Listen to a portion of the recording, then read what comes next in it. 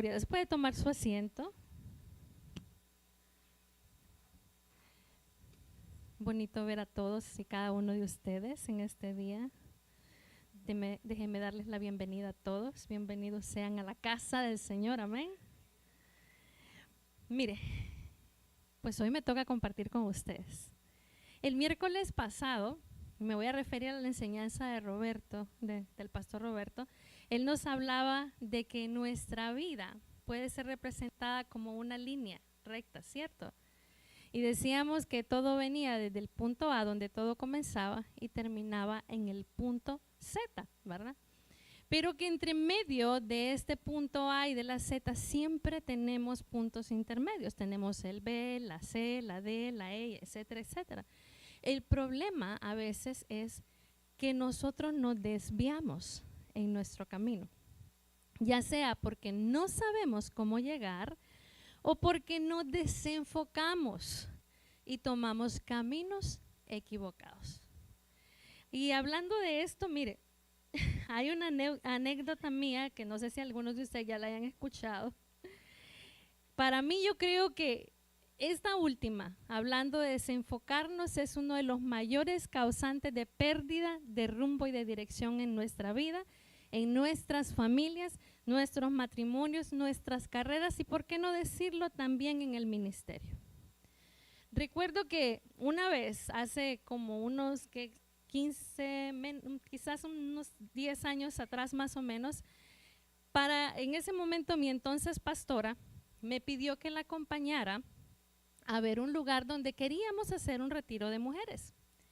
Y ella me dijo, ven, acompáñame, y pues ella me dijo, yo paso por ti a la oficina, vamos a inspeccionar el lugar, a ver los cuartos, a ver qué es lo que necesitamos de equipo, qué es lo que ellos nos están ofreciendo por el precio y todo. Pues yo le dije, sí, magnífico, vamos. Pues Ali, ¿verdad? Ella pasó por mí a la oficina y me dijo, mira, solo vamos a ir tú y yo, porque el pastor no va a poder ir. Le dije, perfecto. Ella se subió en su SUV y empezó a manejar, pero puso antes la dirección en el GPS. La cosa es que nosotros comenzamos nuestro viaje con destino hacia el lugar, ¿verdad?, donde ya habíamos elegido y todo. Y cuando íbamos por el camino, pues empezamos a platicar, comenzamos ahí a conversar, a hablar de todo un poco. Y de repente se para y me dice, Aldita, creo que nos perdimos. Ahora usted se preguntará, ¿pero quién se pierde con un GPS? Déjeme contestarle la pregunta. Yo. Mi esposo sabe que para empezar soy un poco desorientada y aparte de eso me distraigo con mucha facilidad, ¿verdad? Yo tengo un problema de distracción. Si de repente la quedo viendo a usted y le miro los aritos, miro que están bonitos y quedo, qué bonitos los aritos de la hermana y me perdí en todo. Entonces yo me distraigo con facilidad y para empeorar las cosas, Ali, quien era mi pastor en ese momento, también tenía un problemita de distracción y desorientación, ¿verdad? Entonces pónganos juntas y obtiene un desastre. Y eso fue lo que pasó. Pues créanme que nosotros intentábamos regresar a nuestro camino, pero no podíamos encontrarlo. Entonces en ese momento, ¿verdad?, que tampoco había muy buena recepción, la señal se nos estaba perdiendo, decidimos hablarle al pastor. Y él nos empezó a preguntar un poco así como sorprendido, ¿verdad? Pero nos decía, ¿a dónde están? Y nosotros le decíamos que no sabemos. Y decía, pero denme un lugar de referencia. Y nosotros, pero es que no miramos nada. Y entonces nos dijo, mire, párense ahí donde están. Dijo, avancen hasta la primera intersección que encuentren y díganme cuáles son los nombres de las calles que miran. Y pues nosotros seguimos avanzando, llegamos a la intersección, miramos las calles y le dijimos, estamos en tal y tal lugar. Y entonces él agarró su computadora y comenzó a ver en el mapa para ayudarnos a salir del rollo en que nos habíamos metido, de donde andábamos perdidos, ¿verdad? Pero todo esto pasó, ¿por qué? Porque nos desenfocamos, ¿verdad? Estábamos tan metidas en la plática que nos desenfocamos totalmente del camino. Y eso es tan cierto en un día a día como también lo puede ser en la iglesia. Hay momentos en la vida de una iglesia en que estamos pendientes de tantas cosas, de los programas, de lo que pasa alrededor, de las noticias, de los problemas en la familia, de los problemas en la iglesia, ¿verdad?, que perdemos el enfoque de lo que Dios nos ha encomendado o nos ha dicho que realmente tenemos que hacer.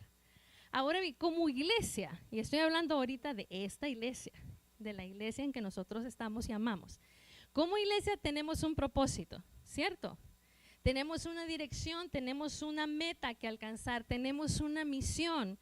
¿Cuántos conocen la misión y la visión de esta iglesia? Ay, santo. Por allá me dijeron. Nuestra visión es, y la tengo pegada ahí atrás para que cada vez que usted llegue a ver los cuadros, mire la visión y mire la misión de la iglesia. Nuestra visión es reconciliar al hombre con Dios a través de Cristo. Sirviendo, dice ahí, al Valle de San Fernando, al Condado de Los Ángeles, los Estados Unidos de California y las naciones. Esa es nuestra visión, reconciliar al hombre. Porque eso fue lo que Dios le dio en aquel momento al pastor Renato. Y es la visión que nosotros seguimos manteniendo en este momento, ¿verdad? Cuando el pastor tomó la iglesia, dijo, vamos a mantener la visión que teníamos. ¿Ven? Reconciliar al hombre con Dios a través de Cristo. Y por eso se volvió a escribir la visión. Y se escribió ahí para que todos la conociéramos, que tenemos un rumbo, que tenemos una dirección. Entonces, esa es nuestra visión, es lo que perseguimos como iglesia, es para lo que existimos y ese es lo que Dios nos ha dado a nosotros como tal. Nuestro verso lema es 2 Corintios 5, 17 a 18 y dice, de modo que si alguno está en Cristo, nueva criatura es. Las cosas viejas pasaron, he aquí todas son hechas nuevas. Y todo esto proviene de Dios, quien nos reconcilió consigo mismo por Cristo y nos dio el ministerio de la reconciliación. Hace unos meses atrás el pastor José Luis decía, vamos a escribir la visión y la vamos a poner para que la iglesia sepa cuál es su misión, cuál es su visión, qué es lo que nosotros estamos llamados. Y por eso es que la escribimos, ¿verdad? Me acuerdo que la presentó a toda la iglesia y también después la pusimos allá para que sepamos quiénes somos, porque tenemos una identidad. Amén. Esa es nuestra identidad. Entonces, mira el verso 18 lo que dice, y todo esto proviene de Dios, o sea, que es un regalo de Dios, quien nos reconcilió consigo mismo por Cristo. Pero, ¿qué quiere decir la palabra reconcilió? Mire, en el griego existen dos palabras que pueden ser traducidas como reconciliar. Una es la palabra dialazo, que la podemos encontrar en Mateo 5, 24, que es el momento donde Jesús está hablando, ¿verdad?, de las ofrendas y dice, si te has peleado con tu hermano, deja tu ofrenda allí y ve y reconcíliate con tu hermano. Esa palabra que está siendo usada ahí es dialazo y se está hablando de dos personas que ambas tienen un problema, ¿ok? Y que se van a reconciliar, pero es un problema de ambas partes. Entonces, eso se usa en ese momento, cuando hay ambas partes que están enemistadas o que no están de acuerdo, ¿verdad? O en un matrimonio se usa dialazo. La otra palabra es catalazo, que denota el intercambiar o cambiar, pasar de la enemistad a la amistad, reconciliarse. Ahora bien, catalazo, aunque se puede traducir como reconciliarse, nos denota una idea un poco diferente. El verbo catalazo se compone de la preposición kata, que quiere decir movimiento, dirección, pero es una dirección que viene de mayor a menor, que viene de arriba hacia abajo. Y también encontramos la raíz alos, que significa otro. Así que el verbo catalazo significa intercambiar una cosa por otra. O sea, intercambiar la enemistad del hombre con Dios por el regalo de la reconciliación a través de la muerte de Cristo Jesús en la cruz del Calvario. O en pocas palabras, lo que dice 2 Corintios capítulo 5, verso 21. Al que no conoció pecado, y ahí está hablando de Jesús, por eso lo puse entre paréntesis, por nosotros Dios, el Padre, lo hizo pecado para que nosotros fuésemos hechos justicia de Dios en Él, o sea, en Jesús. Se lo voy a leer en otra versión, y esta es la Nueva Traducción Viviente. Dice así: pues Dios hizo que Cristo, quien nunca pecó, fuera la ofrenda por nuestro pecado, para que nosotros pudiéramos estar en una relación correcta, o sea, reconciliados con Dios por medio de Cristo. Mire qué hermosura. Dios no se peleó con la humanidad, y esto es algo que nosotros tenemos que entender. Dios no fue quien se peleó con la humanidad. Él ama a la humanidad. Él nos creó y nos ama. Y Dios no cambia, Él es inmutable. Fue la humanidad la que se enemistó con Dios al desobedecerle. Así que quienes tenemos que buscar la reconciliación somos nosotros. Y esa reconciliación ya sabemos que únicamente la podemos encontrar en Cristo Jesús. Entonces Dios es el reconciliador y nosotros los reconciliados. Por eso es que se usa la palabra catalazo, porque solo es de una sola vía, no es de dos vías. No es dos personas que están enemistadas, sino que una que está enemistada y tiene que reconciliarse con la otra persona. El verso sigue diciendo, y nos dio el ministerio de la reconciliación. ¿Ok?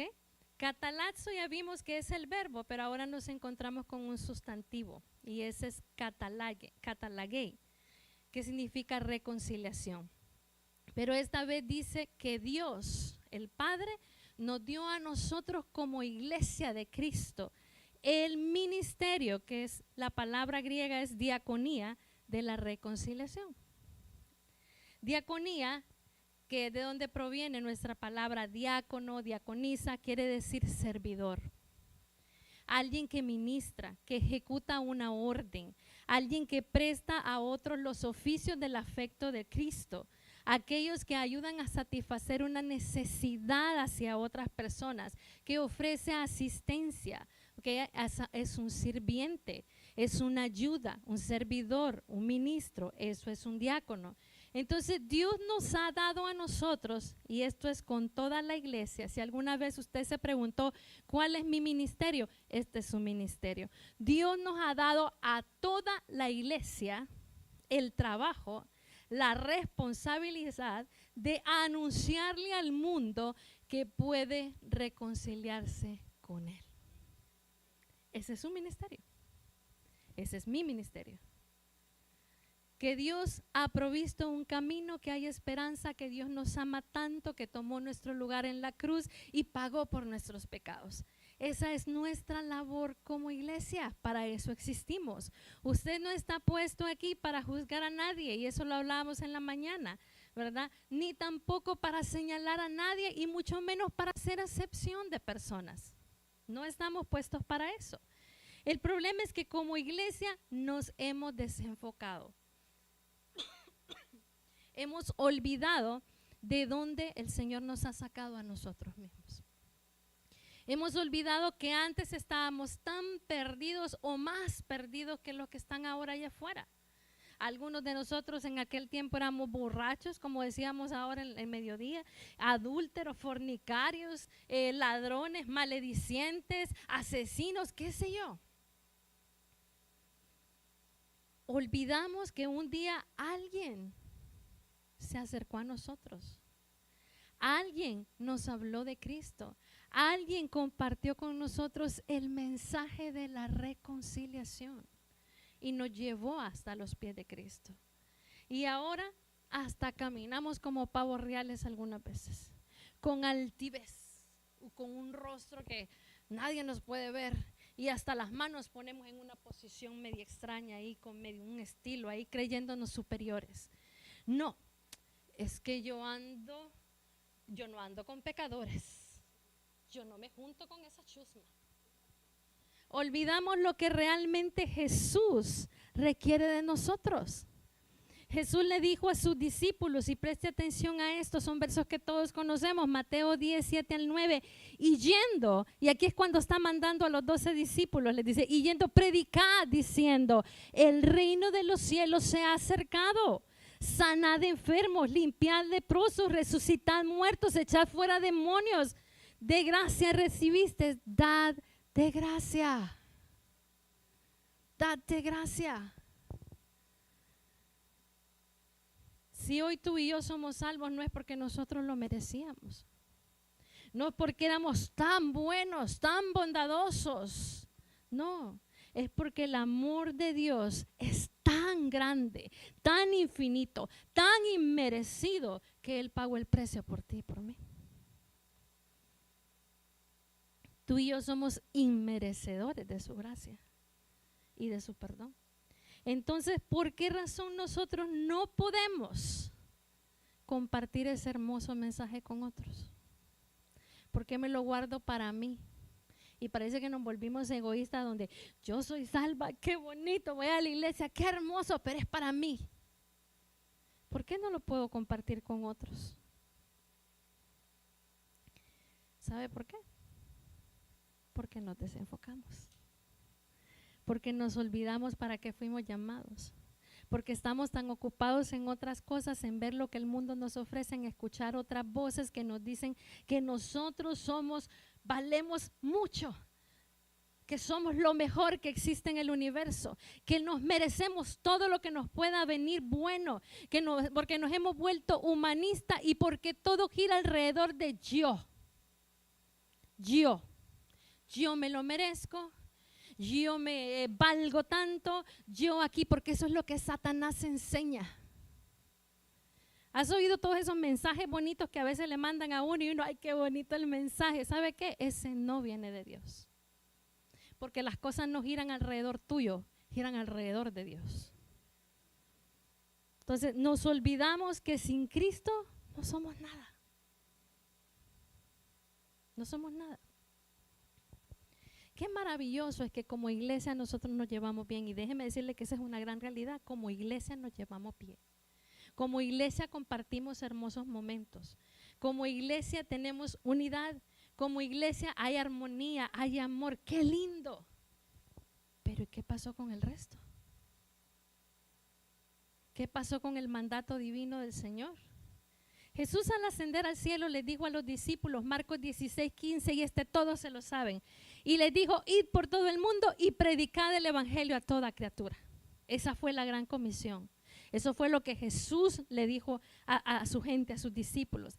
Él les dijo, id, fíjese bien en esa palabra, id. Esta no es una sugerencia que Jesús le estaba dando a los discípulos ni nos estaba dando a nosotros. No digo, hermana Lidia, mire, si usted quiere pudiera predicar, ¿verdad? Pero si no, hay que quédese tranquilita, total, está bien. No, Él no dijo así, es un mandato. Este es un verbo en un tiempo imperativo, es una orden, un mandato divino. Y cuando Dios ordena algo, nosotros tenemos que obedecer. Id por todo el mundo.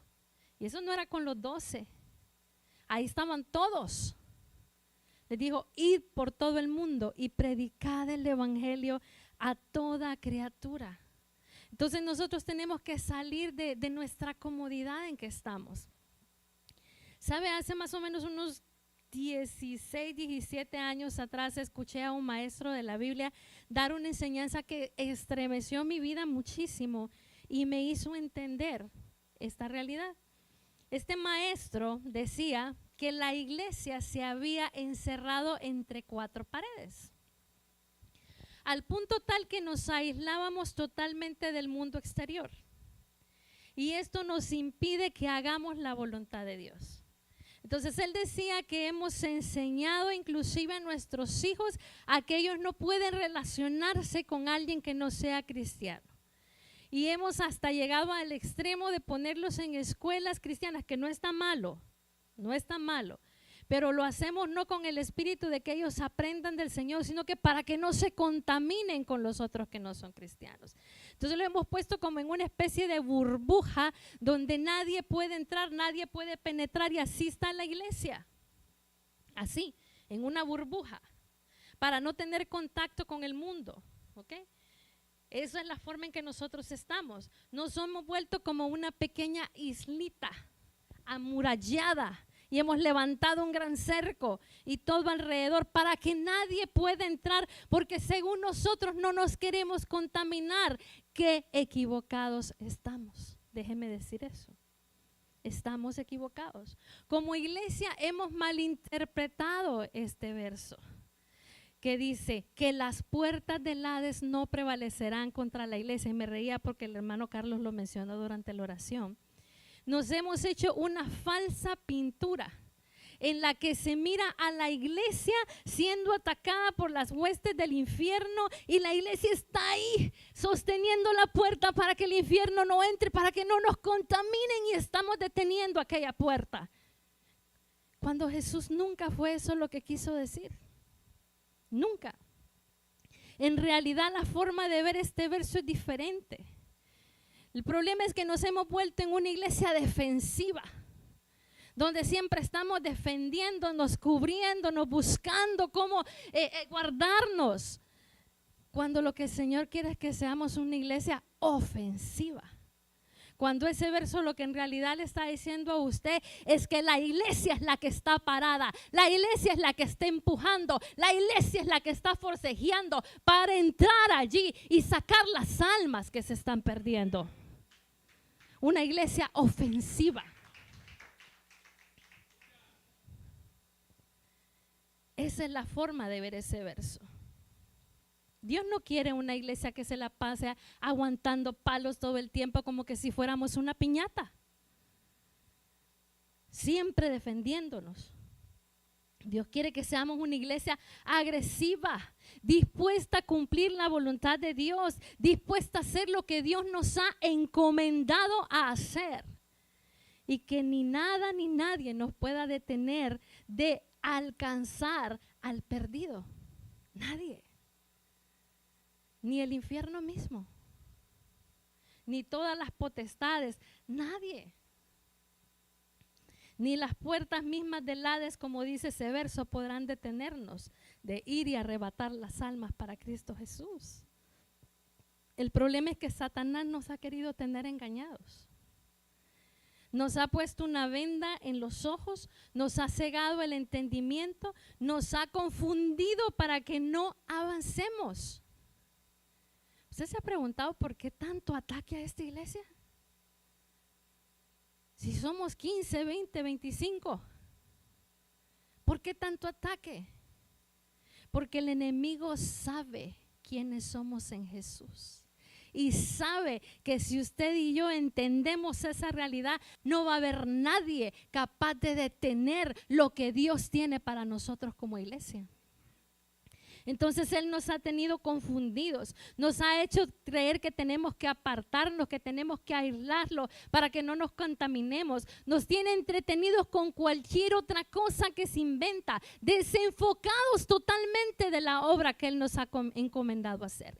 Y ahí estamos nosotros como iglesia, a veces creyéndonos la divina garza, que ya poquito nos falta para que nos haga alas también, peleando entre nosotros mismos por quién es el mejor, por quién es el más grande, por quién es el mejor líder, por quién canta mejor, quién es el que más importante en este lugar. El más importante es Cristo. Usted y yo somos servidores nada más. Y si no estamos peleando, estamos siendo desobedientes, altivos, rebeldes, cualquier otra cosa, menos haciendo lo que Dios nos ha encomendado. Jesús, al orar por la iglesia antes de morir en la cruz, y Él oraba por la iglesia en general, oraba por usted y por mí. Él vino y nunca en su oración dijo Él: ay, Señor, sácalos de la tierra para que no se contaminen. ¿Sabe que si Jesús hubiera orado así, ya hubiera pasado el rapto y usted y yo ni siquiera hubiéramos nacido? Lo que Jesús dijo fue: no te ruego que los quites del mundo, sino que los libres del mal. Esa fue la oración. Pero nosotros hasta nos llenamos la boca diciendo: yo allí no voy, a esa casa no, porque ahí solo pecadores viven. Hasta espiritualizamos esa idea errónea diciendo no llevamos al Espíritu Santo a lugares donde lo podamos avergonzar.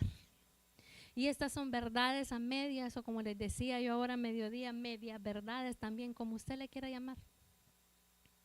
Porque si bien es cierto, como hija de Dios, no me voy a ir a meter a un lugar donde yo sé que no debo de entrar, porque no me va a traer nada provechoso y porque puede inclusive traer muerte a mi propia vida. No lo voy a hacer. Yo debo de ser prudente, debo de ser sabia, debo de ser inteligente.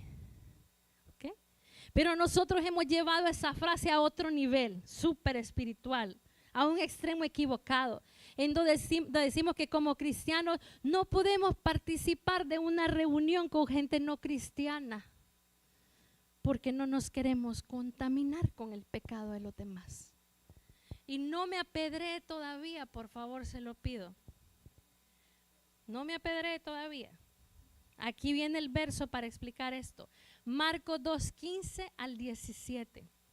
Aconteció que estando Jesús a la mesa en la casa de él, está hablando de Mateo, muchos publicanos y pecadores estaban también a la mesa juntamente con Jesús y sus discípulos, porque había muchos que le habían seguido. Y los escribas, o sea, los religiosos y los fariseos, viéndole comer con publicanos y con los pecadores. ¿Con quiénes? Okay. Dijeron a los discípulos, ¿qué es esto que él come y bebe con los publicanos y pecadores? Al oír esto, Jesús les dijo, los sanos no tienen necesidad de médicos, sino los enfermos. No he venido a llamar a justos, sino a pecadores. ¿Dónde estaba Jesús sentado? ¿En medio de quiénes? De publicanos y pecadores.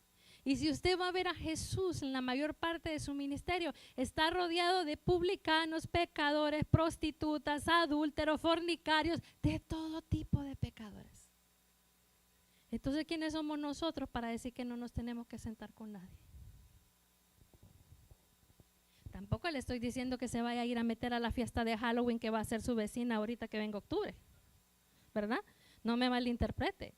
Pero hay reuniones que nosotros podemos aprovechar para llevar el mensaje de Dios a otros. Tenemos que aprender a ser astutos, audaces, agresivos.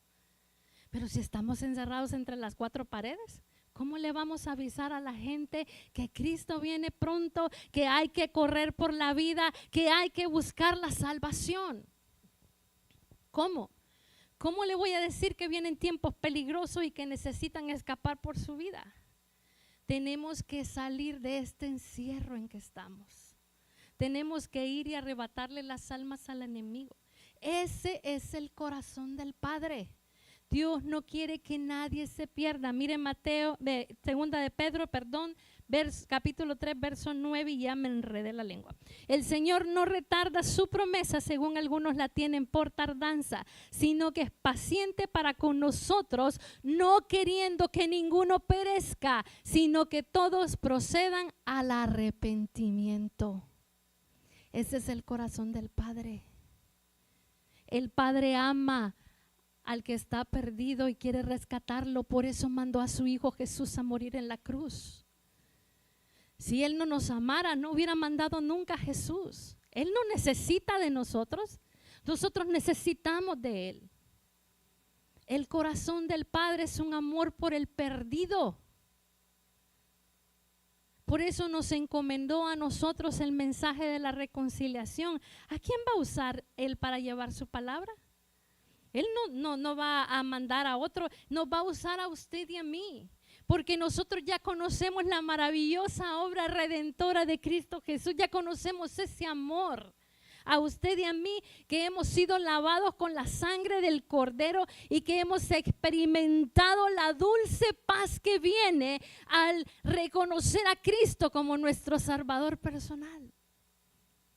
A usted y a mí nos ha encomendado la tarea de predicar la palabra y de alcanzar al perdido, de llevar el ministerio de la reconciliación a los demás. Es a usted. Ponga su nombre. Es a Jorge, es a Lidia. ponga su nombre, esa alda que le ha encomendado esa labor. Y si nosotros no lo hacemos, ¿quién lo va a hacer?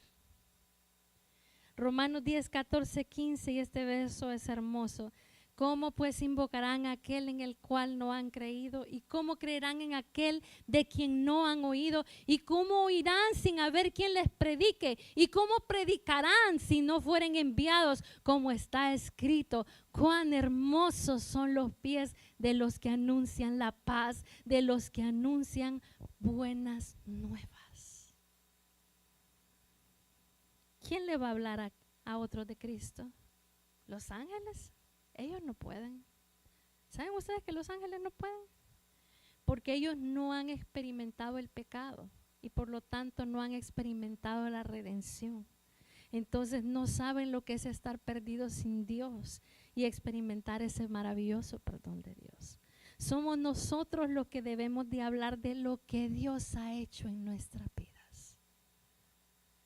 Allá afuera hay un mundo que se pierde en drogas, en alcohol, en prostitución, en pornografía, en todo tipo de cosas. Están desesperados por sentir un poquito de amor.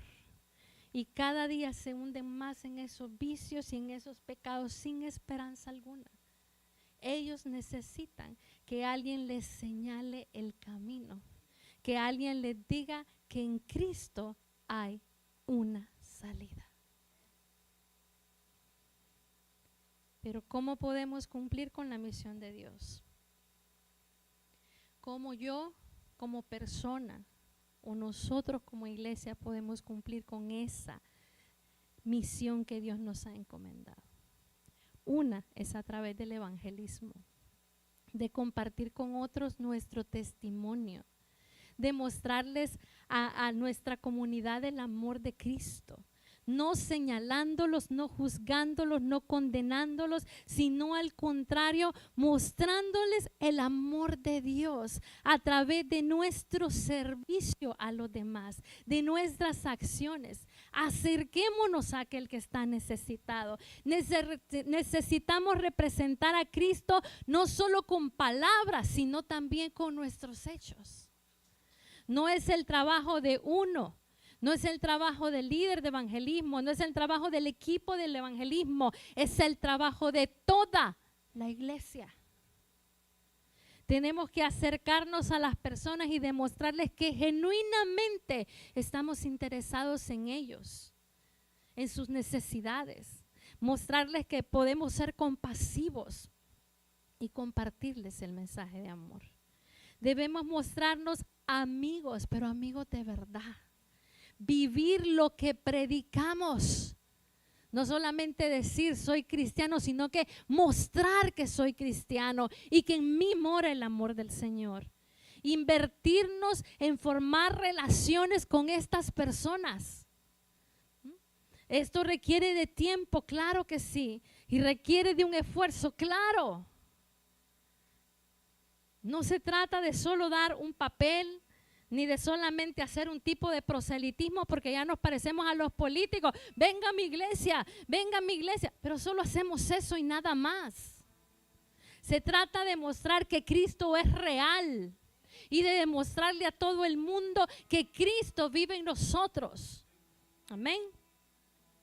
Invite a un amigo a su casa, comparta un café con ellos. Y ahí aprovecha a testificarle de lo que Cristo hizo en su vida. No hay algo que impacte más a la gente que ver lo que Dios hace en su vida. Porque ¿cuántos nos conocieron antes y sabían quiénes éramos antes? Pero que ahora al vernos dicen, algo hay diferente en ti. Algo hay diferente en la hermana Nubia, algo hay diferente en Iris, algo hay diferente en Carla, algo hay diferente en Zulma, algo hay.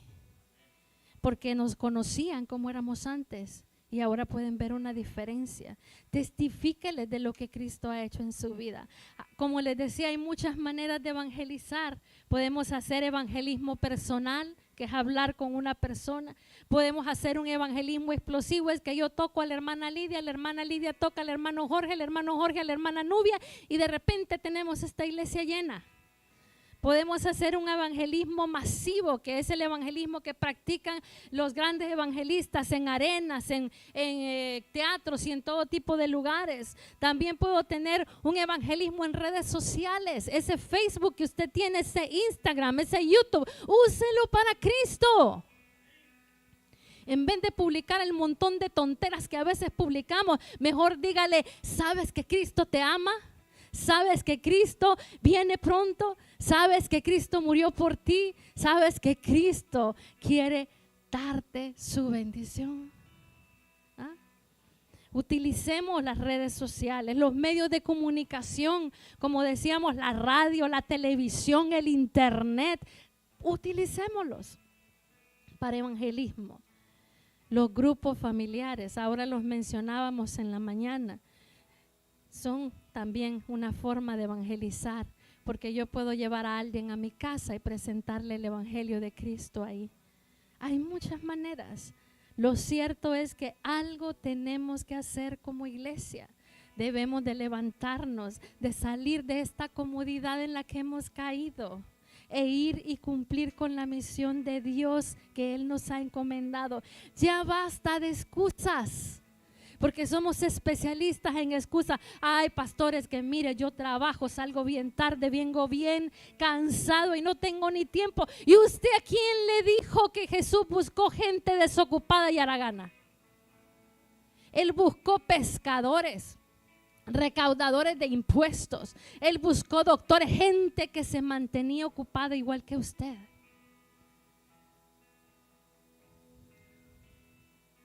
Mi pregunta para ti en este día es, de acuerdo a lo que hemos hablado hasta este momento, ¿a qué te llamó el Señor? ¿Crees que estamos haciendo la voluntad de Dios como iglesia? ¿Qué podemos hacer para conquistar esta ciudad para Cristo? Iglesia, necesitamos ser más agresivos, más intencionales en lo que hacemos. Necesitamos orar, sí, claro, es lo más que tenemos que hacer, pero también accionar. Accionemos. Necesitamos hacer lo que el Señor Jesús nos dijo. ¿Saben que Él habló de sentarse a planificar? Él dijo: nadie se va a enfrentar a un ejército que viene con miles, con 100 personas. Planifiquemos, plasmemos nuestros objetivos. ¿Qué es lo que yo quiero alcanzar como iglesia? ¿Cómo quiero ver esta iglesia dentro de 3 meses? ¿Qué es lo que yo espero que pase a final de año en esta congregación? ¿Cuál es el objetivo que tengo? ¿Qué es lo que yo quiero? ¿Qué es lo que persigo? Planteemos estrategias. Tenemos que hacer planes a corto, a mediano y a largo plazo también. Establezcamos metas y accionemos en base a ese plan que vamos a levantar. Aprovechar las oportunidades que se nos presentan, no desperdiciarlas. Tenemos que ser agresivos. Cualquier cosa que nos llegue, que nosotros sepamos que podamos utilizar para alcanzar a otro, tomémoslo y hagámoslo en el nombre de Jesús. Dios nos ha entregado esta ciudad. ¿Cuántos lo creen? Dios nos ha entregado esta ciudad. Pero usted y yo tenemos que salir a conquistarla. Trabajemos entonces juntos para cumplir la misión que Dios nos ha encomendado. Es hora de que realmente nos enfoquemos en hacer la obra de Dios. Es hora de salir y poner en práctica la visión de esta iglesia. Reconciliar al hombre con Dios a través de Cristo Jesús. Amén. Gloria a Dios.